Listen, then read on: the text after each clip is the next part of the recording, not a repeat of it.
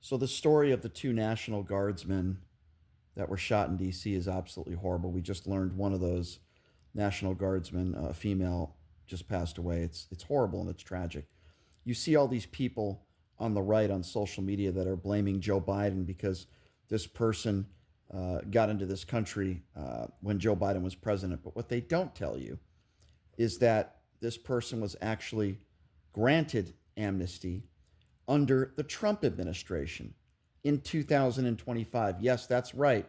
They're the ones who granted amnesty. Now, if you don't believe me, you can look this up yourself. Kash Patel wouldn't even answer the question. And the truth of the matter is, and there's evidence to provide proof, that under the Trump administration, this killer was granted amnesty in the United States of America under the Donald Trump administration. So if you want to go back and forth and you want to blame Joe Biden and you want to blame Donald Trump, all I'm simply saying is under the Donald Trump administration, this person was allowed to remain in this country. So stop playing politics and blaming one side of the aisle because you're being lied to. You can look it up for yourself. The bottom line, this was one deranged individual, an Afghan individual, obviously a terrorist, deranged, who just wanted to kill some innocent people. And also, I guarantee you that if Donald Trump wasn't deploying troops into American cities, these two people would not have been shot. I guarantee you. So stop blaming Democrats, stop blaming liberals, stop blaming Donald Trump. Blame the person who pulled the trigger, number one.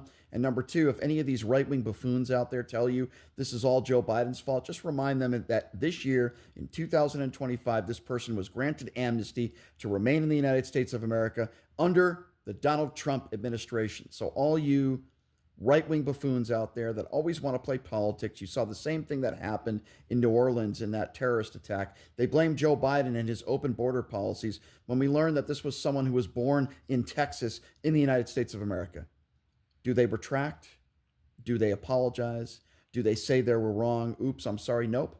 Whenever there's a tragedy like this that happens, the first thing that Republicans, particularly MAGA Republicans, want to do is make this political and try to score political points instead of thinking about the families, thinking about their loved ones, thinking about how this nut job got his hands on a weapon. They don't want to talk about that stuff, right? They don't want to talk about the really important issues that America's facing today and why American civilians are being attacked by our own National Guardsmen. Why?